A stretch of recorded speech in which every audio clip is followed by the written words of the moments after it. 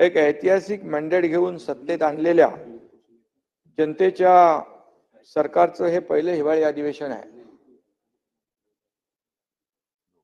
आमच्या लोकाभिमुख कारभारावर जनतेने पसंतीची मोहर उमटवली, जनतेने जो विश्वास दाखवला त्याबद्दल महाराष्ट्रातल्या तमाम जनतेला मी मनापासून धन्यवाद देतो, त्यांचे आभार मानतो. आता आमची जबाबदारी वाढली आहे याची जाणीव आम्हाला आहे. 30 टीम आहे, पण नवीन सिरीज सुरू झालेली आहे. मागची सिरीज आम्ही लँडस्लाइड विक्ट्री साजरी करत जिंकली. नव्या मालिकेची सुरुवात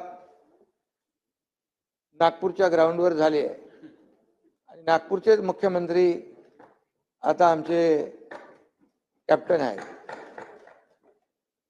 इथूनही आमच्या विकास आणि कल्याणकारी कामांची विजयी पताका फडकत राहील अशा प्रकारची ग्वाही मी आपल्याला या ठिकाणी देतो. येत्या 5 वर्षात जनतेला जे आश्वासनं दिलेली आहेत त्या पुढच्या 5 वर्षामध्ये आम्ही पूर्ण करू याचा विश्वास देखील व्यक्त करतो. कारण आम्ही 2.5 वर्षामध्ये नाताभाऊ कमीत कमी 5 वर्ष नाही त्याहीपेक्षा जास्तीच्या कालावधीचं काम केलंय.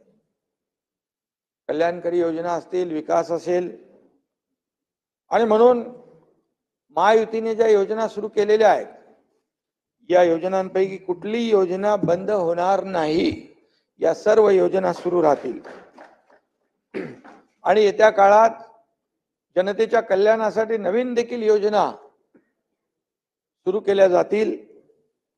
सर्वसामान्य लोकांचं जीवन उंचावणं, त्यांच्या जीवनामध्ये आमूलाग्र बदल घडवणं, त्यांच्या आयुष्यात समाधान निर्माण करणं आणि राज्याला प्रगत आणि समृद्ध करण्यासाठी आमचं सरकार अहोरात्र काम करेल अशा प्रकारचा शब्द या ठिकाणी मी देऊ इच्छितो.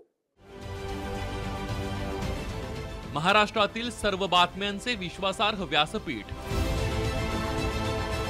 सकाळच्या सर्व सोशल मीडिया प्लॅटफॉर्मला लाईक, फॉलो आणि सबस्क्राईब करा.